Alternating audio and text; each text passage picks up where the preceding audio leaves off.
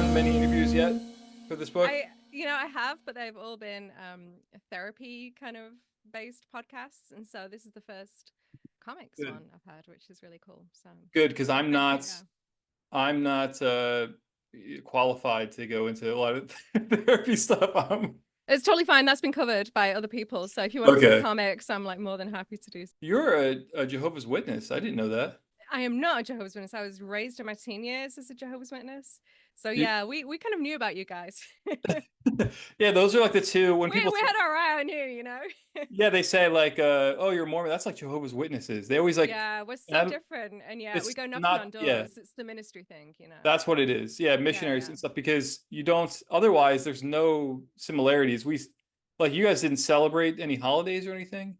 Only Easter, the memorial.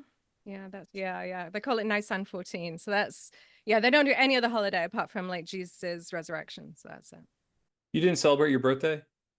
So my mom converted when I was like 13, 14. So they Uh-huh. kind of dropped off during my teen years. But yeah, I celebrate it now. So and I was not raised in my early years, obviously, as a Jehovah's Witness. So Yeah, there's a brutal part in your book where it's your birthday and like nobody's even excited about it, you know? Like you're like, oh, you're talking about in Sky and Stereo, my no, in past tense where like you want like a doll. Like, oh God, of course, yeah. That was my ninth, but that was actually pre-Jehovah's Witness, but it did set the oh, really? Oh, it okay.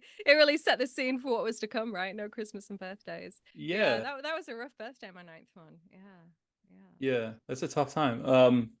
So one another thing I wanted to ask you about that I was looking at this morning is that like at the end of Sky and Stereo, you have like an excerpt for like another book.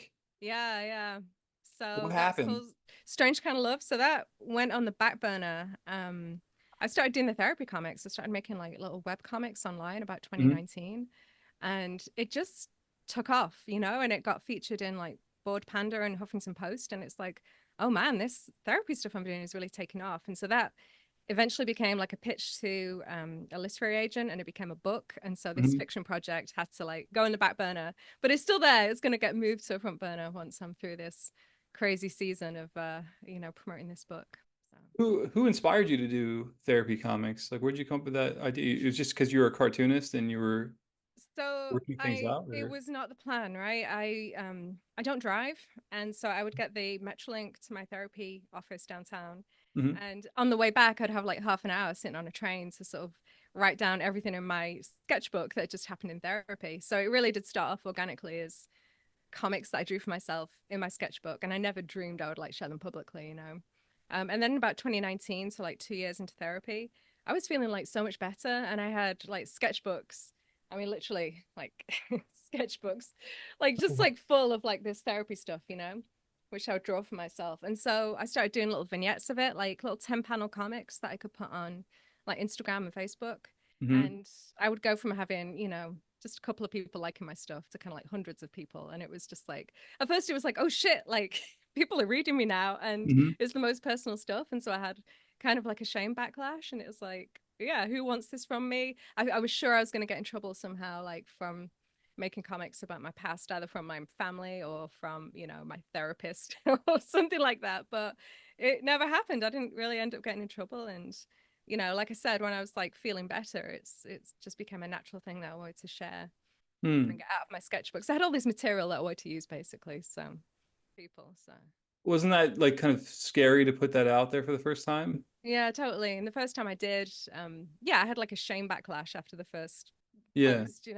But it was like something that I could take to therapy and say to my therapist, like, hey, I really want to share this work. I think it's really important and meaningful and it's helped me so much in my life. But Hmm. sharing it's terrifying. And so we actually did a couple of therapy sessions where we just talked about making work and making work public and deciding what was going to be private and what was going to be public and safe to share.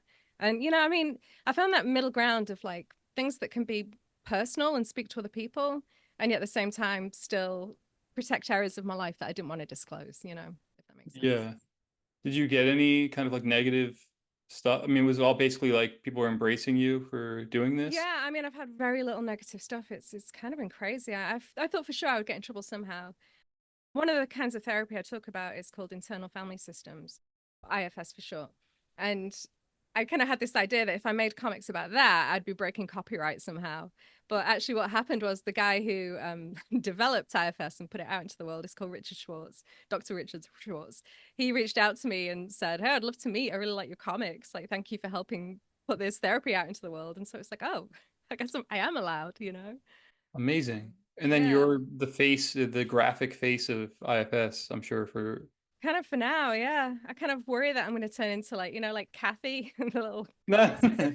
It's like, oh my God, all my problems. But I mean, the whole point is that I've kind of like healed a lot of it, you know? And so there's like another side to childhood trauma. So So yeah, what I is hope. that then? You're emptying your brain of that somehow, Yeah, right?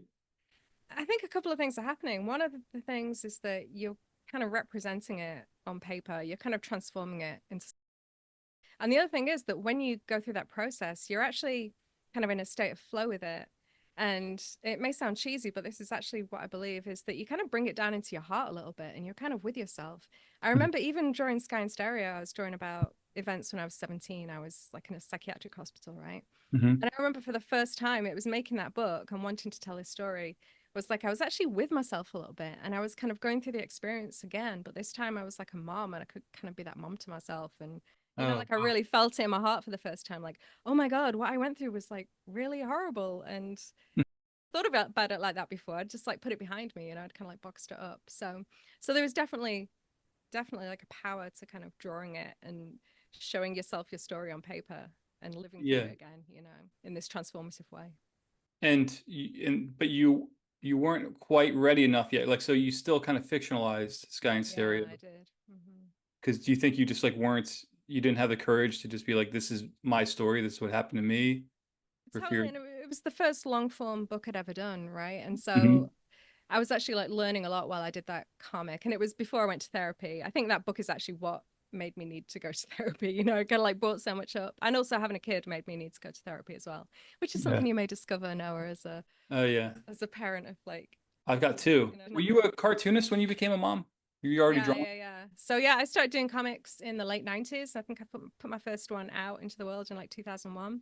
And Okay. that was back in England. So A mini comic? yeah, I did like a bunch of mini comics. I worked like full time in libraries when I first started out. Graduation, I worked in libraries, put out a mini comic a year, and eventually I was kind of quite involved in the comic scene in the UK at the time. Oh, okay. Yeah, With the Beano and that's right. If only. No, no, no. There was a website called Bug Powder back in the late 90s, like early 2000s, and they would like review like mini comics, like you know, oh, with a big British emphasis. But I got hold of you know, Ted May. I'm married to the cartoonist mhm. Ted May.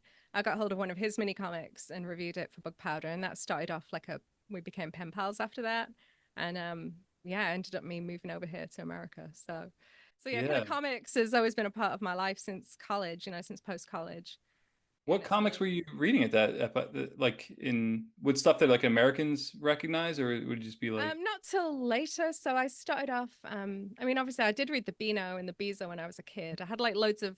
All my cousins were boys, like older boys, and so they would kind of like give me like the Beano and Beezer and stuff like that. mhm. But when I was about 16, there was a comic called Deadline, which was like music focused, and it would Mhm. have you know like bands that would be like drawn by like Jamie Hewlett or something on the Oh cover. wow. And Yeah. this was like a mainstream like comics magazine that was in like the local newsagents, whatever. So I was Huh. really into that, and that had Nick Abadsis was in it, you know, who did Oh yeah, Hugo of Tate. course. Yeah, it's great. Yeah, and so that was the first time I'd ever read a comic. I think Hugo Tate was the first comic that was like, this is real life and super Hmm. trippy and super weird and dark, and it's really kind of like exciting as literature. You know, it felt like something I would want to do. And so Yeah. that was huge. And then a couple of years later, after college, I discovered kind of like the big three. So Dan Clowes, Peter Bagg, and Julie Doucet. Oh And yeah. once I found those three, they were like, oh, this is what I want to do with my English lit degree, you know? So There still are the big three. yeah, for a lot of people, I think. The giants. Yeah. Mm. What so when you would just like publish your mini comics, do you remember like what the print run would be on that? Oh, really small, like 200. 200, And that's not small, that's big. I For used me. to, when I was living in Manchester, I worked in, we call it an off license, like you'd call it a liquor store. You know, this is kind of before I went to comic shows. And so I would like sell people kind of like cigarettes and alcohol and be Mhm. like, do you want to buy like a mini comic as well? So Oh, like most of nice. them were just like given to people in my neighborhood and stuff. But it was kind of funny because Badly Drawn Boy was like, he was like a neighbor, and he would come in and he actually bought one of my comics as well. Wow. So yeah, yeah. Were your comics like autobiographical back then, or did you have characters? Like what have you? Um, so I did them in collaboration with my friend Fortensky. That's his alter ego. He's still my Mhm. best friend, but he would kind of like write the early ones. I've got like some of them on my desk actually. I can kind of show Really? you. Let me see. Yeah, yeah, okay. So this is like the very first one I did. Oh wow. Oh, that's better than I was imagining it would. Oh, Wow, thank that's you. pretty great. Yeah. That's not what I was thinking. Okay, and I got together with some female cartoonists in the UK. So Ellen Lindner Oh and yeah, cool. yeah, Jeremy Dennis, who's now called Jeremy Day. We did Mhm. one called like Hordes of Mensa. This was like a really Nice. early mini comic. I think we did reprints of that. That actually kind of sold pretty well. So because it's got horse on the Yeah, title. yeah, yeah. So Well, I yeah. was thinking like some like little photocopied, Hmm. 8.5 by 11 piece of paper folded 4 times kind of thing, you know? I didn't know what I was doing, so I just tried to make them look as much like real comics as I could, you know. I didn't realize Okay. that you could actually just do black and white lo-fi things. So yeah, I was trying too hard, you know. But Yeah. Do you think you'll ever go back to doing like just be like, you know what? I'm just going to strip it all down and just do black and white photocopied mini comic and just free myself from all the work of doing a graphic novel. oh my God, but all the work of like getting a mini comic out into the world is like That's work I true. don't want to do again. So no, and I kind of feel like I have to. I mean, so in past tense, my memoir, I talk about sort of quitting my job at the library and burning my bridges. So like I have an agent now and I have to sort of make this pay. So no, I'm not going back to mini comics. That's Did you have that pressure like when you became a mom? Weren't you just like, all right, now I need to actually, I can't just like have fun drawing comics with Ted? it gave me more of an urgency, but I wasn't really thinking about the market back then. I was thinking Mhm. about I want to get good at doing long form books, which is why like after motherhood is when I did Sky and Stereo. So yeah, that was really like figuring out how to do like a long graphic novel. You know, I think there's Sky and Stereo is like 2 books, and Yeah, I think yeah, yeah. altogether it's like 320 pages, and that seems to be the length I've like landed on now, like about 320 pages. So Yeah. Would you collect Sky and Stereo as one volume at some point? no, I don't think so. I would really like to sort of do it again, you know, like but do it as a memoir and actually tell the real story of being in a psychiatric hospital. So kind of interested in writing about religion, illness, and kind of connecting the two because I think there's a lot of overlap there, you know. So and just like mystical experience, which is Yeah. something that I really loved when you talked about that in your book about Joseph Smith and the Mormons. Oh, thank you. But so when you're trying to pitch past tense, did you just take the comics that you did on Instagram and say like, here's what it's going to look like, here's basically like what I'm going to explore, or did you have a whole No. other pitch?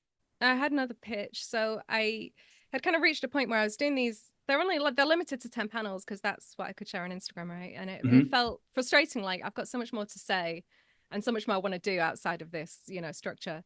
And I had the idea that I really wanted to stitch together the whole history of my therapy and weave in my family story.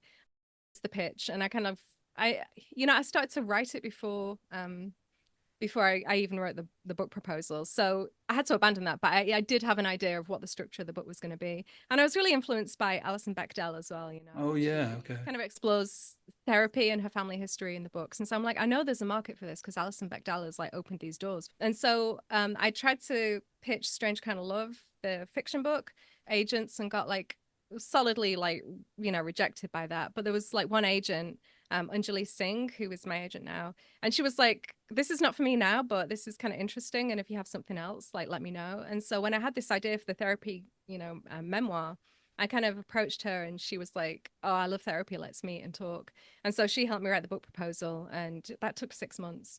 And then we Wow. kind of pitched it. And yeah, it was like 2021, we found like a book deal.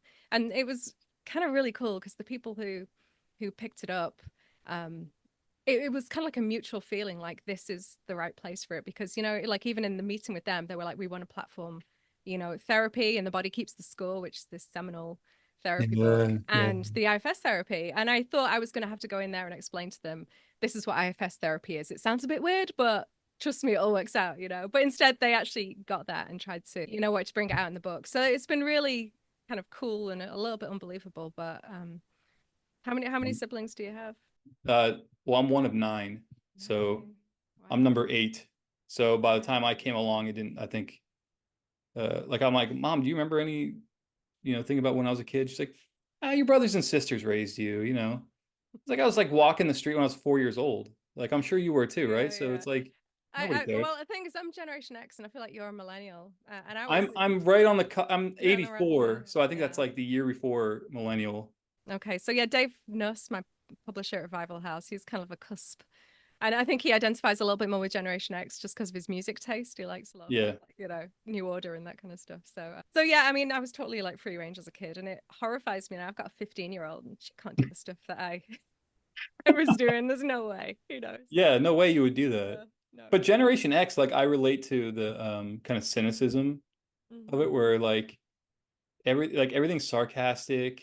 Yeah, Like you see, doing therapy, I've totally gotten over that. oh really? But you know what I'm talking about though? There's like a Generation I X thing where like totally, yeah, no, I mean, that was my whole personality, like yeah, you until the couldn't age be of about excited. 29, yeah, yeah, You'd yeah. be like, "Oh yeah, cool, there's a new movie I out. think I'm it was totally a gonna see that." mask for the fact that we didn't know what the hell was going on because you couldn't look stuff up on the internet, It's like I didn't have a clue, so you just had to act cool and be like, oh yeah, whatever. Not Yeah, Polish, but whatever. have you seen it? So Manchester is like tough. It's like a tough part of. Is that where like soccer hooligans are and all that stuff? Like, Yeah, yeah, we have like two soccer teams, Manchester United and Manchester City. It's like super industrial, like gritty city, but it did like through the Blair through like a lot of like gentrification. And so we mhm. have like the BBCs up north now. So it's actually very civilized up there now, but it's uh, still, I mean, it's still kind of rough. Like depends where you live, but yeah. what did you have a hard time drawing? Like a, I know I'm all over the place, but I Okay. keep thinking about. So like, do you have like what's your process like for working on a graphic novel like this? Are you kind of like wait till your kid is like off at school and then just like take advantage of that little bit of time to do drawings, or are you like up in So the morning? so yeah, I do 9 to 5 like weekdays. My kid's Mhm. in high school now, so Doesn't need you. doesn't need me. And when she's home, she doesn't want me around. So yeah, this having this book out has been like a unique opportunity because it gave me enough money, like, and it was split over a couple of years, so I can Yeah. like live on the advance this year and next year. After next year, I don't know what I'm gonna do, but yeah, I can do office hours right now. So I have a Patreon. I spend part of my week doing comics for that, and then Mhm. I'm working on a young adult book. Like I'm scripting it and thumbnailing it. I'm hoping to get like another artist to kind of like do the final artwork for that. Oh, okay. But yeah, that's actually that young adult book is kind of about the Jehovah's Witnesses, but not really, But I figured that would be a fun, like navigating high school while you're in a doomsday cult. That sounds like a young adult book to me, So Is yeah. that something you have a deal for already? No, I'm gonna show it to my agent pretty soon, but no, it's Okay. just something I'm hoping to get off the ground. Yeah. Is there like a pressure in being like a full-time cartoonist that you feel where you're like, I have to Um, constantly have work? there is a bit of pressure. I mean, knowing that like after next year, my income is going to be up in the air again. Hmm. So, and I don't know how well this book is going to do. So, yeah, there is a real impetus. And plus, I'm turning 50 next year. So I feel like a lot of internal pressure. Like, I got to tell the stories I want to tell. I've got to do it now while I've got the time. So I'm like Yeah. super committed right now. And I mean, I don't come from an art school background. I did literature at university. And so Hmm. for me, like storytelling is always kind of like the main focus of what I do. So I Hmm. feel like I write a lot more than I kind of draw maybe.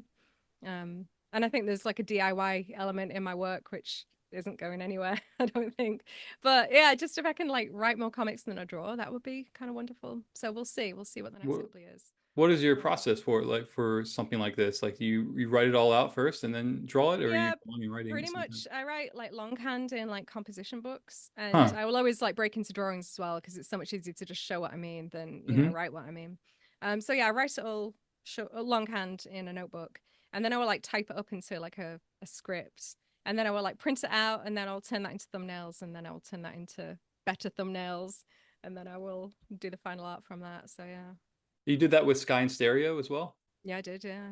There's such a difference in the style, I feel like, from this book and Sky and Stereo, where maybe it's just because you have the freedom to use color in this. Yeah, and Like, also, I mean, because between Sky and Stereo and this book, I was doing mm-hmm. all these web comics, and so I felt like very much like I had to draw it in like a little square panel, Mm-hmm. very like rigid, so you can read one panel at a time on a screen.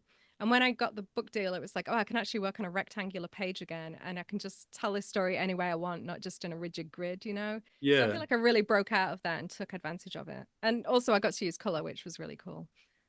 Were there any artists you were looking at to kind of go like, okay, here's how I should break out of that grid and like a I was looking at Sarah Glidden's stuff a lot. I mean, she does, like in How to Understand Israel in Mhm. 60 Days or Less, she does use a grid in that, but she also uses like kind of full color. So that really kind of informed me how I was going to do like a 320-page book, like in Mhm. full color. Um, let's see, who else? Um, I really liked Uli Lust was like a big Yeah. that Yeah. was a big influence as well. I mean, she does use a grid, but she also has like a lot of splash pages and she kind of like breaks out those panel borders. Mhm. Um, yeah, I really like Mikel Rabagliati. Oh yeah. Rabagliati, Yeah, yeah, I yeah. like him a lot as well. But I mean, Yeah. again, he uses this. He has fun with a grid. Let's say that. Mhm. That's what I was doing. I was basically keeping a grid, but kind of having fun with it and having pages where your eye can kind of travel down the page in a, in like a kind of free form way. So it was fun. It was also done very quickly. I had like 18 months to do that book. And Wow.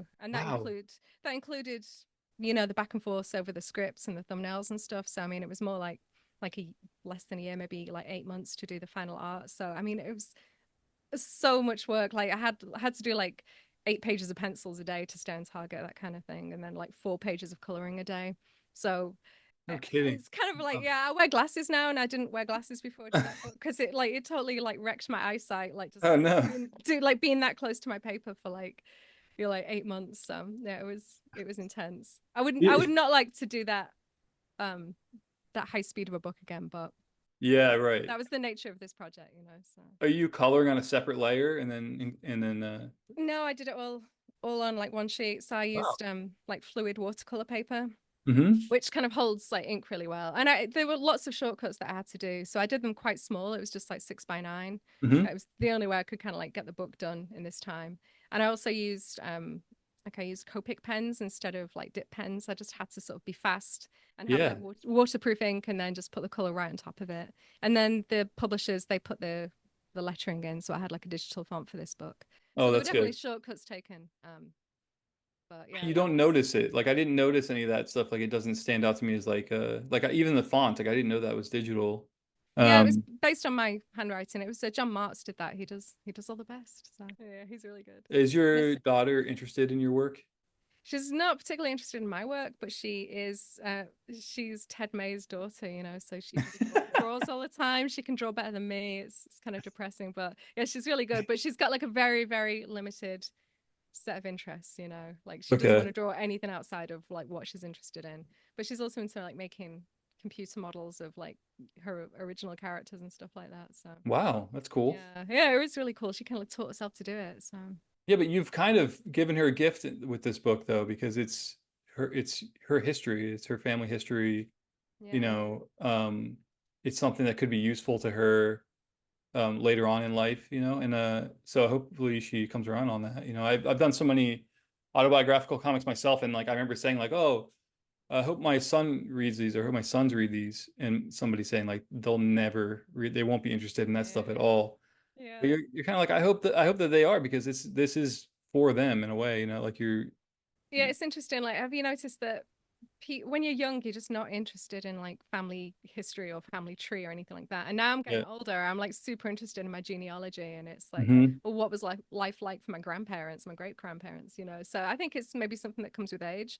Yeah, just Well, keeps do you me have interested. any like, I mean, this is probably the question you get the most, but like when you're working on something like this and you have to talk about such terrible family subjects and stuff, like aren't you a little bit like, well, I'm going to draw this person who really exists, and how are they going to feel about this? Because um, I'm kind of calling them out in this way, and like, do you feel any Yeah. like maybe I shouldn't be doing this? Though, so before I decided to write a memoir, I kind of went online and were like, what's the rules of writing memoir? And it's like, Hmm. there's some set rules. One of them is that you need to sort of be over the hill or the experience of what you're writing about. Hmm. So you don't write it like in the middle of like doing a healing journey. You write it after you've done the healing journey. Uh, And then, there's other rules like don't throw people under a bus, like know why you're writing it. And for me, it was very much about kind of harmony rather than discord. Like this was really about not just like healing kind of like the emotional experiences I had when I was a kid, but also healing those relationships that are still important to me. mhm. And so I had to kind of find my way with that. And I think a part of me is always going to feel guilty, like I'm exploiting kind of like my family story, I'm exploiting my story. But it's what artists do, right? And if you think Yeah. about all the books that have kind of been important to me in my life. Artists and authors who've put, their own experiences into books, and they've been dead for like 25 years now. And so, yeah, that was totally worth doing. Like they're gone, but they've left behind this thing which kind of like ripples with me and resonates with Mm. me, So I feel it's like the job of an artist to do difficult things Do you with your use own history and emotions. do you use their real names? Are those the real names? No, no, not at all. Okay. And I had to have like a meeting with the legal department and, make sure that certain people were okay with it, that certain people were disguised enough, that I changed names and places and stuff. So yeah, that's like another aspect to it. So I don't really know what the answer is. I mean, it's a lot easier for me because if there's anyone I'm throwing under the bus in my book, it's my father, and Yeah. I've not spoken to him in 20 years. And So he's a monster. Oh my God. he did some really awful things. Yeah, Yeah. he ended up being incarcerated for them. Hmm. Um, so I don't know. It's difficult, but I do have a right to my feelings like about him, and I think my therapist reframed it for me because I wanted to reach a place where I don't forgive him exactly, but Hmm. I can think of him without kind of like resentment or hatred or something that kind of affects me in this moment. Like I don't want to like feel shitty whenever I think about him. I want Mm. to get to a place of peace inside. And I didn't know how to do that. And my therapist said, well, maybe you're kind of like opening a door to kind of your feelings about him rather than to your feelings about to your feelings towards him. So it's not Mm. really about him, it's about my feelings towards him in a way. And it goes both ways. I mean, my dad hasn't reached out to me in 20 Right. years either, right? And he's the Yeah. parent. I was the kid.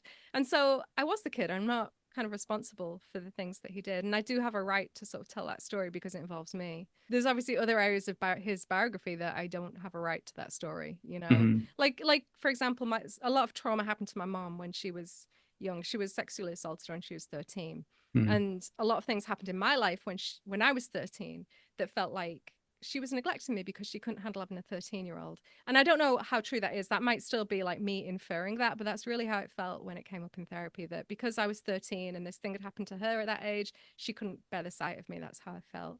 And so I knew I wanted to include this stuff, but it really does involve my mum because it's like this is about her sexual assault, right? Hmm. And so I had to go to her and say, look, mum, there's a place in my story where my story becomes your story, and I don't know if I'm allowed to tell it. And she gave me permission to do it, which is so huge of her. Hmm. She really trusted me with this very painful secret that she'd carried for years. And Hmm. there's an honor in that. So there's the dark stuff you have to deal with when you write about true things that are painful. But then there's also this incredible place of like wow, my mom and I got past that, we got through this, and she kind of trusted me, and I've kind of forgiven the neglect. Like we're at a whole new place, and so that kind of healing isn't possible with every relationship, but it certainly is possible with some people, and I was lucky enough to find that with my mom. That's an incredible scene in your book too, where you kind of connect the three generations of women who Mm, same age have all had trauma. yeah, that blew my mind when I discovered it. Yeah. Yeah. It's So interesting that happens, you know. for someone who's not read the book, I'll explain. So when I was 17, turning 18, I was put in a psychiatric hospital, right? When my mum was 17, turning 18, she was in this horrible fiery car crash that she needed a lot of plastic surgery for. And when my grandmother was 17, turning 18, World War II broke out, and she was living in a part of Manchester that was like would be heavily bombed. And so we had this kind of crazy big trauma like at the same age. And when I kind of was talking to my therapist about this, it just came up kind of organically. And she said to me, hold up, that's 17 turning 18, like it was all three of you had this major event. And I thought like, oh, that's a crazy coincidence. And my therapist was like, no, it's a legacy burden. We see it over and over again in Mm. therapy. Kind of history will kind of repeat itself in some, kind of challenging way, that a big emotional trauma will happen. And it really did feel like I was given the opportunity to sort of break that chain, and Yeah. address it in my work too. It And when felt like you're it felt like it was worth doing, even though there was a lot of discomfort around it, if you know what I mean, Noah. yeah, Like, yeah. for sure. But when you're working on something like that, you have to exist in that space. Like you have to relive it because you're drawing it, you're writing about it. And these books take time to put together. So your life becomes your past, like you're you're inhabiting it so you can draw it and write about it. And Definitely. And there was a that's yeah. grieving process. Like, for some reason, during the stuff about my grandmother, and she had so much loss during World War II. And obviously, it was before I was even born. And so it didn't, it never it never really like been a big thing in my life. But when I addressed it through therapy, when I came to like draw those chapters about my grandmother, I would like draw a page and just like cry for half an hour. Like I Yeah. really unlocked a lot of grief that I didn't even feel like was mine to kind of carry, but obviously I was carrying it on some level, you know, and kind of pinpoint so much that went wrong in our family to World War II. And then I step back and think about all the families in England, all the families in Germany, all the families across Europe. They all have this going on in their family too. So how much goddamn trauma is there in the world, you know, that we Yeah, don't even right. think about as being relevant or our trauma, but we're carrying it somehow. Like I was definitely carrying grief about my grandmother, you know. The fact that you would start crying, like surprise, like surprise yourself by crying about or something like that is interesting because you didn't know that you had that kind of feeling for these Yeah, things. That I you were truly didn't just know. walking around like a backpack full of grief. Yeah. And you know, I was like digging out family photographs and like drawing the people that were kind of involved in like my grandparents and great grandparents, right? Uh-huh. And this past trip, I went to the UK to see my mum last summer. And the two of us, we actually went to see my grandmother's grave and my great grandparents' grave. And she kind of remembered visiting them as a kid, like her great grandparents. And it was this experience of like, these people are real to me now because I drew them in my book, you know? Mm. This would have meant something to me 5 years ago, but now it means kind of everything. These people are kind of like part of my DNA, but they're Mm. also their story is kind of alive for me now, you know? Yeah. Yeah, I know what you mean. And that happens with fiction too, though, like when you're or not fiction, but like nonfiction, but like people you're not even related to.